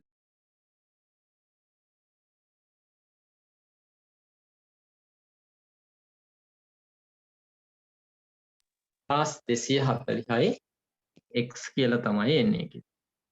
ඇයි මෙතන 100.2යි 10.2යි කැපුණානේ. එතකොට 124 ගුණ කිරීම 10 කියලා එනවා. එතකොට පුතේ ලියන්න පුළුවන් සමීකරණයක්. මම ඒක පල්ලේ වෙනම ලියන්නම්. දැන් හරේ පද ඔක්කොම අයින් වෙලා තියෙන්නේ.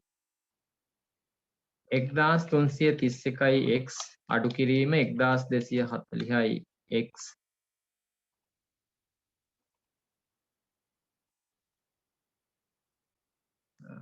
1240යි x සමානයි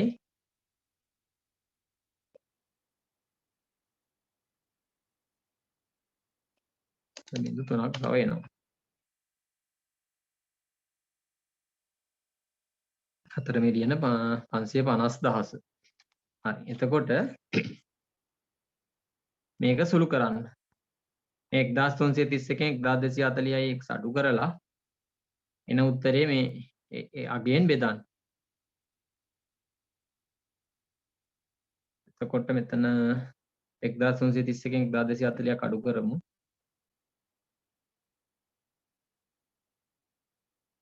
91යි. 91යි x සමානයි කියලා එනවා. 4 මිලියන 550,000.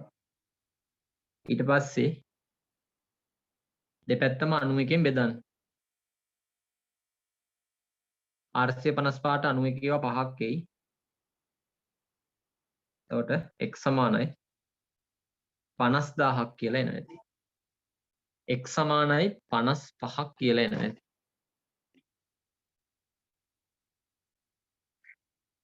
x සමානයි 55ක් නෑ 50,000ක් කියලා එනවා ඇති. 50,000ක් වෙනවා. 455ට 91 5යිනේ. එතකොට තව බිඳු 4ක් තියෙනවා 50,000යි. x සමානයි 50,000යි. එතකොට යා ණයට අරන් තියෙන්නේ. ඒ ආයතනයෙන් අරන් තියෙන්නේ රුපියල් 50,000ක මුදල. රුපියල් 50,000ක මුදලක් තමයි අරන් තියෙන්නේ.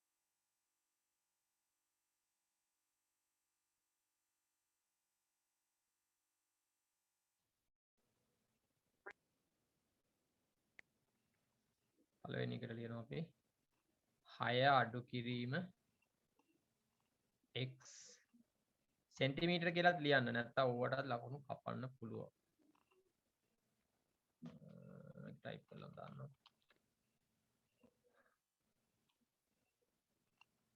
6 අඩු කිරීම x කියලා දාලා සෙන්ටිමීටර කියලාත් ලියන්න පැත්තකින්. මොකද ඒකක ගැන මෙතන කතා කරනවානේ. ඉතින් ඒකක ලියන එක අපිට හොඳයි. හොඳයි නේ ලියන්න ඕන අනිවාර්යයෙන්. හරි. ඊට පස්සේ මේ දෙවෙනියට තියෙන එක. දෙවෙනි කොටස. ඔප්පු කිරීමක් දීලා තියෙනවා මේ තිබ්බ තොරතුරු ඇසුරෙන් මේ සමීකරණය අරන් පෙන්නන්න ඕන. මේදි මේ වගේ ගානක් දුන්නාම අපිට ගන්න වෙන ක්‍රම දෙකක් ගැන අපිට හිතන්න පුළුවන්. එකක් තමයි මේකේ වර්ගඵලය දීලා තියෙනවා නම් ගන්න පුළුවන්. වර්ගඵලය දීලා නැහැ මේකේ. එතකොට මේකේ අපිට ගන්න පුළුවන් තව අවස්ථාවක් තමයි ඍජුකෝණික ත්‍රිකෝණයක් නිසා පයිතගරස් සම්බන්ධතාවය මේකට අපිට ලියන්න පුළුවන්. පයිතගරස් සම්බන්ධතාවය ලියද්දී කර්ණපාදයේ මත හදන සමචතුරස්‍රයේ වර්ගඵලය කියන්නේ කර්ණපාදයේ දිගේ වර්ගයේ විදිහට අපි ගන්නවා පහේ වර්ගය. සමාන වෙනවා ඉතිරිපාද මත හදන සමචතුරස්‍ර වල වර්ගඵලයන් එකතුවට. ඒ කියන්නේ AB වර්ගය ධන BC වර්ගය. AB වර්ගය කියන්නේ AB පාදයේ දිග දන්නවා x කියලා. එහෙනම් අපිට එන්න පුළුවන් ඒක x වර්ගය කියලා. එකතු කිරීම. BC වර්ගය. BC කියන්නේ 6 අඩු කිරීම x. එහෙනම් 6 අඩු කිරීම x කියන එකට වරහණක් දාගෙන ඒක වර්ග කරන්න. ඔන්න අපි මෙතන ඔන්න මුලින් ලියන්න මේකේ ABC ත්‍රිකෝණයට පයිතගරස් ප්‍රමේය යෙදීමෙන් කියලා ලියන්න පුළුවන් අපිට. අපි මේ ත්‍රිකෝණයට පයිතගරස් සම්බන්ධතාවය දාලා තමයි අපි මේ ඔප්පු කිරීම හදන්න යන්නේ සමීකරණය ගන්න යන්නේ. එතකොට මේකේ පද සුළු කරන්න ඕන, වරහන් අයින් කරන්න ඕන. ඔක්කොම පද එක පැත්තකට දාගන්න ඕන. මොකද එක පැත්තක බිඳුවයි කියලා තියෙන නිසා. එහෙනම් මම ඉස්සෙල්ලාම මේකේ වරහන් මේ වර්ග කරගෙන ඉන්නවා. පහේ වර්ගය කියන එක මට පුළුවන් 25යි කියලා දාන්න. x වර්ගය කියන්නේ ඒක x වර්ගයමයි. ඊළඟට අපිට ගන්න තියෙන මේ වරහන් ඇතුලේ තියෙන පදේ වර්ගය. එතකොට අපි මේක ගන්නකොට කෙටි ක්‍රමයක් දන්නවා මේක ගන්න. පළවෙනි පදේ වර්ගය. පළවෙනි පදේ වර්ගය කියන්නේ 6 වර්ගය. 6 වර්ගය කියන්නේ 6 වරක් 6 36යි. 36යි. ඊට පස්සේ ගන්න පුතේ මේ පද දෙකේ ගුණිතයේ දෙගුණේ. පද දෙකේ ගුණිතයේ දෙගුණය ගන්න. පද දෙකේ ගුණිතය කියන්නේ 6 වරක් x කියන්නේ 6යි x නේ. ඒකේ දෙගුණය එතකොට. 6යි x වල දෙගුණය කියන්නේ 12යි x කියලා දාන්න ඕනේ. අපි කෙටි ක්‍රමයක් මේකෙදී ඉගෙනගෙන තියෙනවා මෙහෙම. මේ දීලා තියෙන පද දෙකේ ගුණිතයේ දෙගුණය ගන්න ඕන මැද පදයට. ඊළඟට එනවා දෙවෙනි පදේ වර්ගය. කියන්නේ ඍණ x වල වර්ගය. ඍණ x වල වර්ගය කියන්නේ x වරක් x වෙන ධන x වර්ගය හැදෙනවා. ඔන්න ඒ විදිහට අපිට පුළුවන් මේක වර්ග කරලා හදාගන්න. එතකොට මේ එක පැත්තක් බිඳුව කරන්න ඕන නිසා මම 25 මේ පැත්තේ තියාගන්නේ නැහැ. ඒකත් අනිත් පැත්තට ගන්නවා. මෙතෙන්ට මම 25 වෙනුවට බිඳුව දානවා. 25 වෙනුවට මම බිඳුව දානවා. ඊළඟට x වර්ගයයි x වර්ගයයි එකතු කරාම මට පුළුවන් 2යි x වර්ගය හදාගන්න. ඊළඟට මැද පදයේ ඍණ 12යි x එක එහෙමම තියෙනවා. මේ 36න් මේ 25 ගෙනියනවා 36 පැත්තට. එතකොට ඒක ඍණ 25ක් වෙනවා. 36න් 25ක් අඩු කරාම අපිට ධන 11 එනවා. අන්න දැන් අපිට ඕන කරන සමීකරණය අපි හදාගන්න තියෙනවා. මොකද්ද? 2යි x වර්ග ඍණ 12යි x ධන 11 සමානයි බිඳුව. ඔන්න ඔප්පු කරා. මේක ඔප්පු කරගෙන ඉන්න ඕන අපි තුන්වෙනි කොටස හදන්න කලින්. මම පේලි 3යි ගියේ. ඉතින් මේ කොටස් වැඩිපුර එන්න පුළුවන්. දැන් මේකයි මම කියන්නේ. දැන් මෙතන මේ සාධක හොයන ඒවා ඊට පස්සේ මේ දීපද ප්‍රකාශන වගේ ඔය සම්බන්ධතා දුන්නොත් එහෙම ටිකක් ඉතින් වරදින්න තියෙන අවස්ථාව තියෙනවා. මොකද සමහරලාට එක ලකුණක් මාරු කරගත්තත් අපිට ගාන වරදිනවා. ඉතින් එහෙම වෙන අවස්ථා වැඩි නිසා මේක ටිකක් කල්පනාවෙන් හදාගෙන යන්න ඕන. ඉතින් අපි මේ ප්‍රකාශනය ඔප්පු කරවන්න. ඊට පස්සේ සූත්‍රය භාවිතයෙන් හෝ අනුක්‍රමයකින් අනුක්‍රමය කියන්නේ වර්ග පූර්ණය කරලා කරන්න තියෙන එක. මේක වර්ග පූර්ණය කරලා කරන්න ගියොත් මේ x වර්ගයේ සංගුණකයේ එක විදියට හදා ගන්නත් වෙනවා. ඒක නිසා අපි මේක හදමු සූත්‍රය භාවිතයෙන්.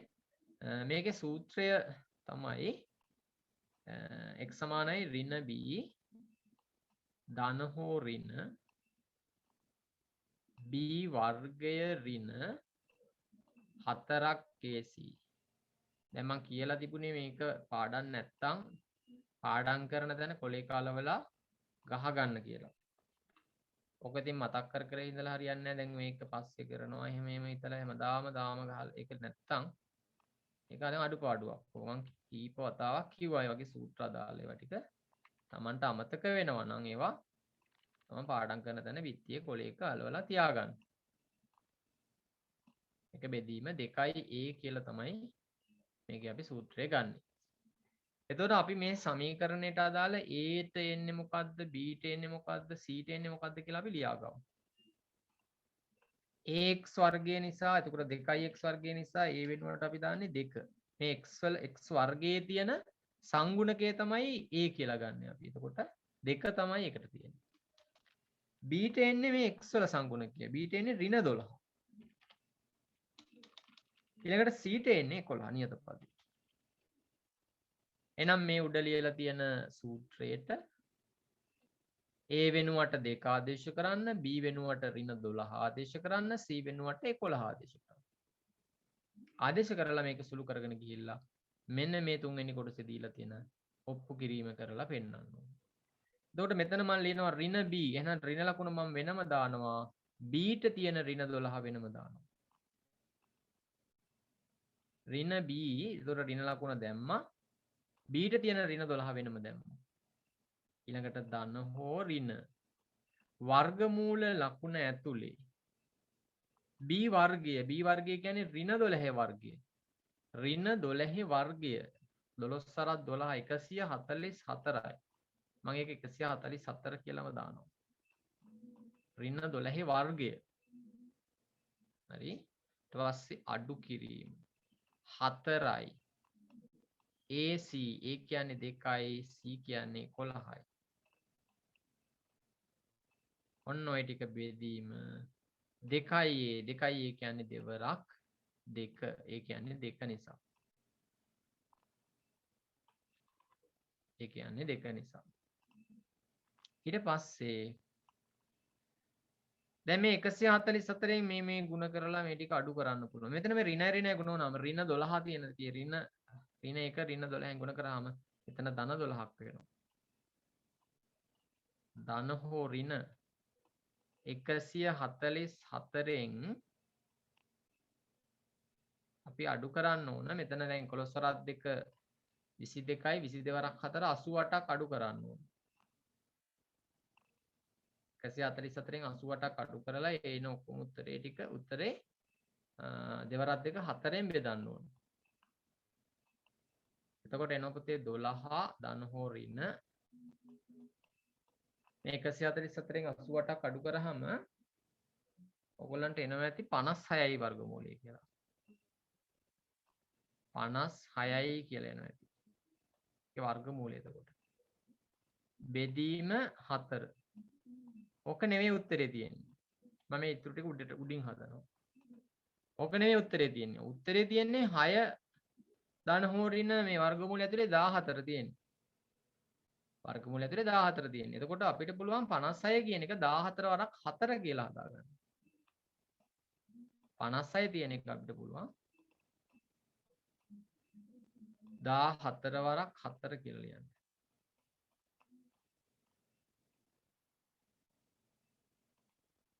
බෙදීම 4. ඊට පස්සේ 4 වර්ගමූලය අපි දන්නවා. එතකොට එනවා පුතේ 12 ධන හෝ ඍණ 4 වර්ගමූලය 2යි 14 වර්ගමූලය අපි දන්නේ නැහැ. ඒක 14යි කියලාම දා ගන්නවා. ඒක බෙදීම 4යි කියලා දානවා. දැන් ඔයාලට පේනවා ඇති මේකේ 2කින් බෙදන්න පුළුවන් හැම පදයක්ම 4 2කින් බෙදුවොත් 2යි 12 2කින් බෙදුවොත් 6යි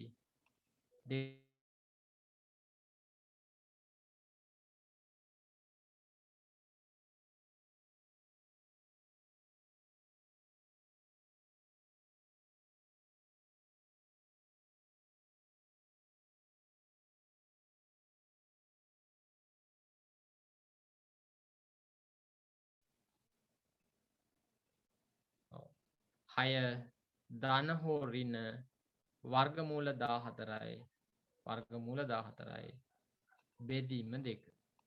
ඕක තමයි අපිට ඔප්පු කරන්න කියලා තියෙන්නේ. මේ x සමානයි 6 ධන හෝ ඍණ වර්ගමූල 14 එක බෙදීම 2. අපි ඒක ඔන්න ඔප්පු කරලා පෙන්නවා. ඊට පස්සේ පුතේ අපි ඔයගලන්ට තව එක පියවරයි තියෙන්නේ. AB පාදයේ දිගාසන දශමස්ථාන දෙකකට සොයන්න. එහෙනම් මේ වර්ගමූල 14 වෙනුවට 3.74 ආදේශ කරගෙන මේ වර්ගමූල 14 තිබ්බ තැනට 3.74 කියලා අරගෙන 6 එකතු කිරීම 3.74 අරගෙන එක බෙදීම 2 කියලා උත්තරය හදාගන්න. උත්තර දෙකක් මේකෙදි ගන්න පුළුවන් වෙයි. ඒකෙනුත් එක උත්තරයක් අයින් කරන්න වෙනවා. මොකද AB දිග BC දිගට වඩා දිග වැඩි කියන නිසා අපිට උතන අවසානයේ උත්තරයක් ප්‍රතික්ෂේප කරන්න වෙයි.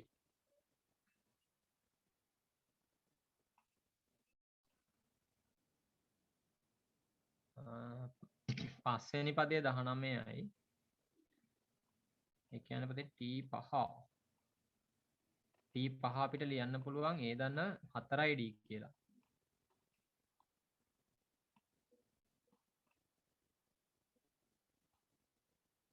ඇයි පස්වෙනි පදේ නිසා n ඍණ 1 5 අඩු කිරීම 1 වාරයක් D. ඒ කියන්නේ 4යි D වෙනවා.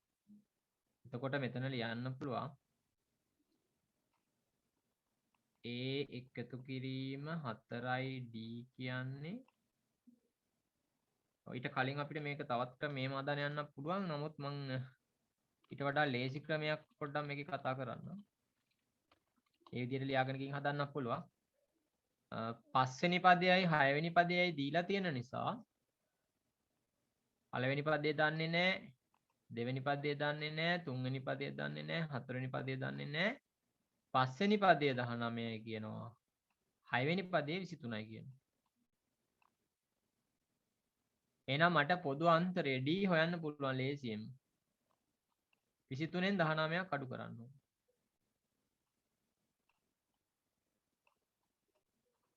23න් 19ක් අඩු කරන්න.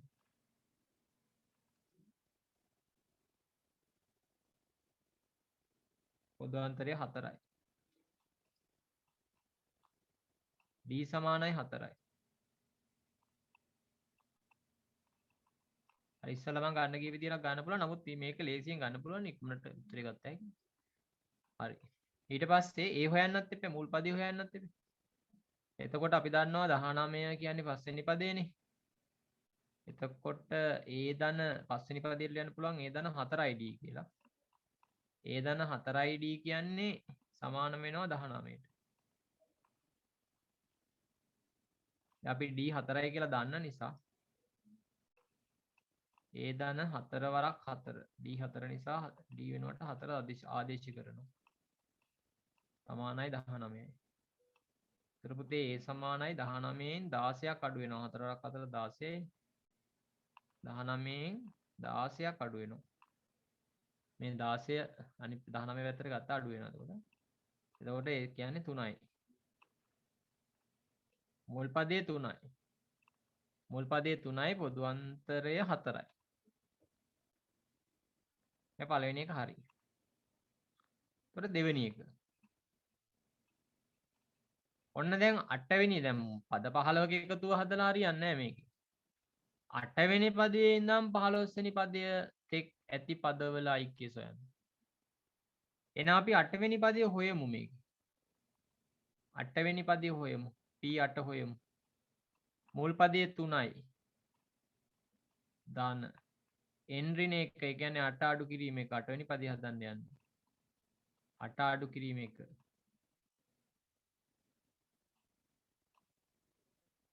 වාරයක් D කියන්නේ 4යි. එතකොට එනවා අපිට 8 වෙනි පදය 3 එකතු කිරීම 8න් එකක් 7යි 7 වරක් 4 28යි. එතකොට පුතේ T8 කියන්නේ 8 වෙනි පදය කියන්නේ 31යි.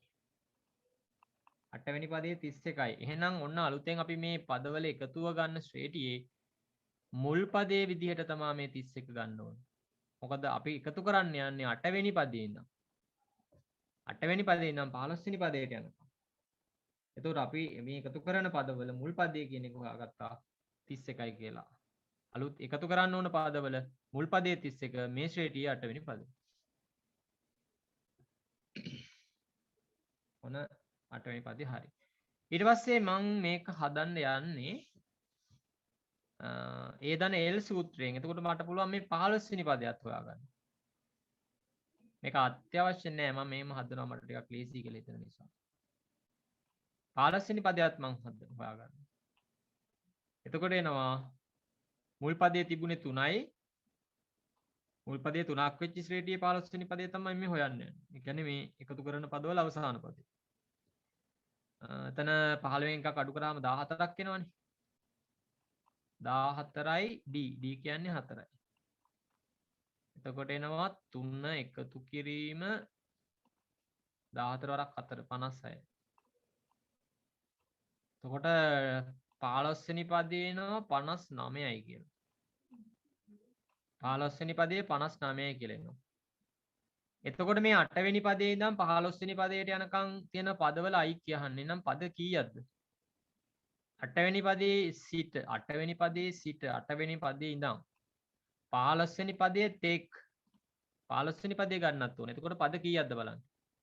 8 ඉඳන් ගණන් කරන්න. 8 ඉඳන් 8 9 10 11 12 13 14 15. එතකොට පද 8ක එකතුව ගන්න ඕනේ. 8 වෙනි පදයත් ඕන 15 වෙනි පදයත් ඕන සිට තෙක් කියලා කිව්වම ඒ අදාළ පද දෙකත් ගන්න ඕන. දක්වා කියලා තිබුණා නම් 15 වෙනි පදේ ගන්න බෑ මේකේ. 8 වෙනි පදයේ සිට 15 වෙනි පදය දක්වා කියලා තිබුණා නම් 15 වෙනි පදේ ගන්න නැතුව 8 ඉඳන් ඉතුරු පද ටික ගන්නවා. 8 වෙනි පදයත් 15 වෙනි පදයත් අතර පද කියලා ගත්තා නම් 8 ගන්නෙත් නෑ 8 වෙනි පදේ ගන්නෙත් නෑ 15 වෙනි පදේ ගන්නෙත් නෑ. 8 වෙනි පදයේ සිට 15 වෙනි පදය තෙක් කියපුවාම 8 වෙනි පදය ගන්නත් ඕන 15 වෙනි පදය ගන්නත් ඕන. එහෙනම් පද කීයක් තියෙද කියලා බලන්න ඕන. 8 ඉඳන් 15ට 8ත් ඕන 8 9 10 11 12 13 14 15 පද 8ක් එනවා. එහෙනම් පද 8ක එකතුව හොයන්න යන්නේ. S8 අහනවා S8. එතකොට මේකේ පද 8ක් නිසා n බෙදීම 2 n බෙදීම 2 වාරයක් ඒ දන L සූත්‍රයෙන් මම ගන්න යන්නේ මේක. ඒ කියන්නේ එතකොට 8 වෙනි පදයට ආපු එක තමයි ඒ කියන්නේ මුල් පදය 31යි. 15 වෙනි පදේ අවසාන පදේ විදියට ගන්නවා. 15 වෙනි පදේ 59යි. මේ ඓක්‍ය වෙන එකේ සූත්‍ර දෙකක් ඉගෙනගෙන තියෙනවා. ඒ දන L සූත්‍රයේ තියෙනවා Sn සමානයි n බෙදීම 2 වාරයක් n බෙදීම 2 වාරයක් ඒ දන L. ඒක තමයි මෙතන පාවිච්චි කරන්නේ. මේක සුළු කරන්න. පද 8ක එකතුව කීයද කියලා එනවා. 8 දෙකෙන් බෙදුවා 4යි. 31යි 59යි එකතු කරා 60යි 30යි 90යි. 94න් ගුණ කරන්න. අන්න එනවා පද 8ක එකතුව. 360යි. 360යි. හරි. මම තව එක ගානක් තෝරගන්නවා හදන්න. තෝරාගත්ත ප්‍රශ්න නම් කීපයක් තියෙනවා.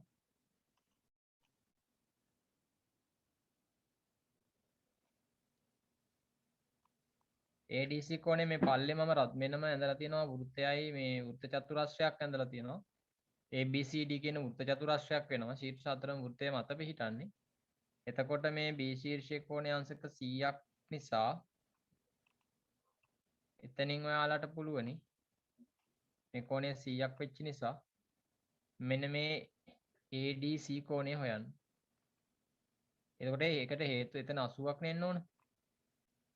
ඒක අංශක 80ක් එන්න ඕනේ. එතකොට 180න් 100ක් අඩු කරලා අංශක 80යි කියලා ලියන්න ඕනේ. එතකොට ඒකට හේතුව ලියන්න ඕනේ ඉස්සරහින්. මේක ලියලා මේකට හේතුව ලියන්න ඕන. ඇයි මෙතන 80ක් වෙන්නේ? වෘත්ත චතුරස්‍රයක සම්මුඛ කෝණ පරිපූරක නිසා. වෘත්ත චතුරස්‍රයක සම්මුඛ කෝණ පරිපූරක නිසා.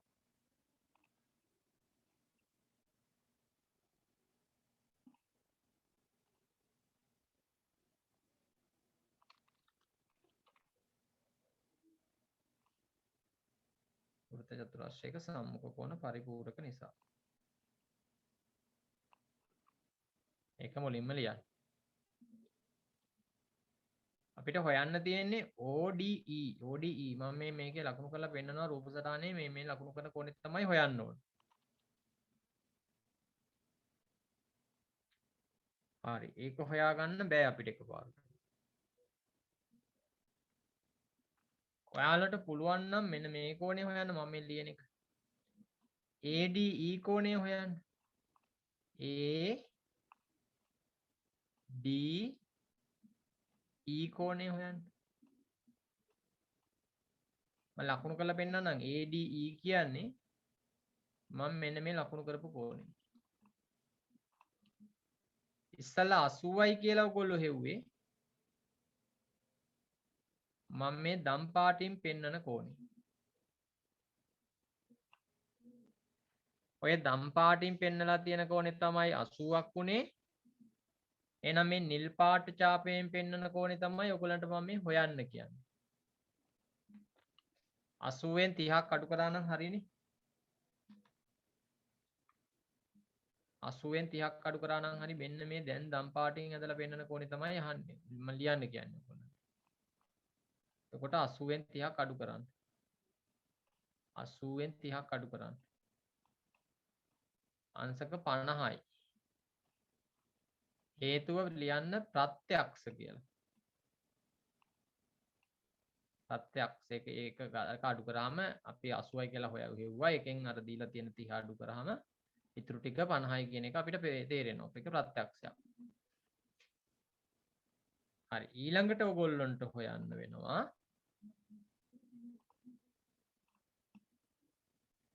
මම මෙන්න මේ ඡාපේ ලකුණු කරනවා දැන් කෝණයක්.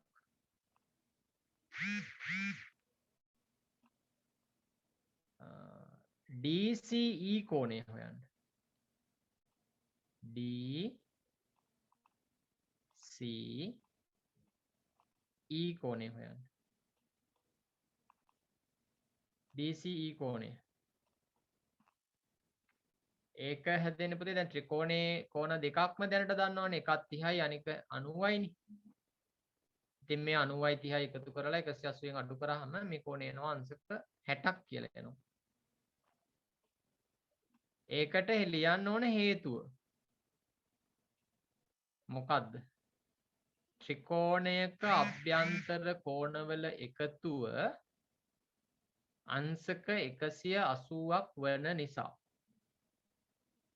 ත්‍රිකෝණයක අභ්‍යන්තර කෝණවල එකතුව අංශක 180ක් වන නිසා තමයි මේක 60ක් වුනේ. දැන් මෙතන 90යි 30යි 120යි 180 120ක් අඩු කරාම ඉතුරු ටික 60යි. ඔන්න දැන් අපි ටිකක් හදලා ඉවරයි. ඊළඟට මෙතන 60යි කියලා හොයපු නිසා මං චුටි නිර්මාණයක් කරනවා මේකේ.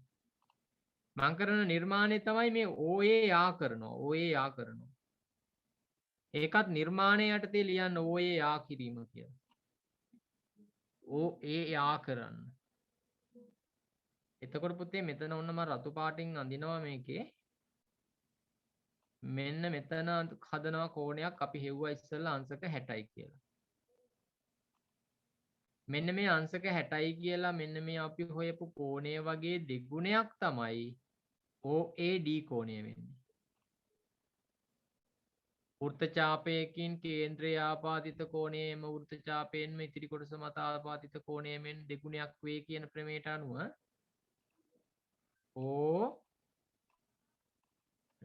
AOD කියන්නේ 60 දෙකක් 120යි. අංශක 120යි. එතකොට පුතේ මෙතන OA සහ OD අරය නිසා මෙන්න මේ මම ලකුණු කරන ODA කෝණය හොයන්න පුළුවන්. 120යි කියන එකට හේතුව ලියන්න. වෘත්ත ඡාපයකින් කේන්ද්‍රය ආපාදිත කෝණය එම වෘත්ත ඡාපයෙන්ම වෘත්තයේ ඉතිරි කොටස මත ආපාදිත කෝණය මෙන් දෙගුණයක් වේ. ඊළඟට මම මෙතන මේ වෙනම තවත් ලකුණු කරපු කෝණයක් තියෙනවා ඒක තමයි ADO නැත්නම් ODA. ODA. ඒක වෙන්නේ 180න් මේ 120 අඩු කරන්න. අඩු කරලා ඉතුරු වෙනවනේ 60ක්. අන්නේ 62ට බෙදන්න. ඒ 62ට බෙදන්න. මොකද සමද්විපාද ත්‍රිකෝණයක් වෙනවා. අරයන් දෙකක් වෙන නිසා OA සහ OD. එතකොට එතන කෝණයේ අංශක 30යි. ඒක අංශක 30යි. ඉතින් උත්තරය ඇවිල්ලා තියෙනවා. මේකටත් හේතුව ලියන්න ඕන සමද්විපාද ත්‍රිකෝණ ප්‍රමේය 90 කියලා කෙටියෙන් ලියා ගන්න. එතකොට මෙන්න මේ ඊතලයේ දාපු එක 30යි. එතකොට මැද තියෙන කෝණය මම ඒක වෙන පාටකින් ගන්න කොළ පාටින් ලකුණු කරන්න. වෙන මේ කොළ පාට ඡාපයෙන් ලකුණු වෙන කෝණය තමයි හොයන්න කියන්නේ. ඉතින් ඔක්කොම 80යිනේ මේකේ ඔක්කොම මේ සම්පූර්ණ කෝණය අපි ලියාගත්තානේ 80යි කියලා ඉන්නේ. 80 නම් දැන් ඉතින් පුළුවන් මේ කෝණය හොයන්න. ඒක 20ක් කියලා එන 80න් 60ක් අඩු කරන්නේ. 30 දෙකක් එතන 60යි. ඉතින් ඉතුරු වෙන ටික තමයි එතෙන්ට යට එන්නේ. ඔය කියපු ඒ වගේ ප්‍රමේයනුත් එක්ක තමයි ඔයගොල්ලෝ ලියලා තියෙන්න ඕන. දැන් ජ්‍යාමිතිය ප්‍රශ්න මේ දැන් මම තාවම ගොඩාක් කතා කරේ නෑ. ඉතින් කලබල වෙන්න එපා, හදිස්සි වෙන්න එපා. ඒක ඔයාලට ඒ ටික කරලා දෙනවා කොහොමද? ඉතින් මම එකින් එක ගත්තේ. ටිකක් ඒක හුරු වෙන්න ඕන. ඒකත් එක්ක හිතන දේවල් නේද? ඒක හිතන විදිහ. දැන් ජ්‍යාමිතිය ප්‍රශ්නවල අමාරු ප්‍රශ්නයක් අරගෙන කෙලින්ම කතා කරන්න පුළුවන් අනිත් ප්‍රශ්නවල වගේ. නමුත් මට තියෙන අත්දැකීමත් එක්ක ඒ කියන්නේ ඕගොල්ලන්ට එහෙම කරනවට වඩා ටිකෙන් ටික ජ්‍යාමිතිය ප්‍රශ්නවලට යන එක තමයි සුදුසු. මේ කොහොමත් අවසාන වෙනකොට ජ්‍යාමිතිය ප්‍රශ්නේ ලේසි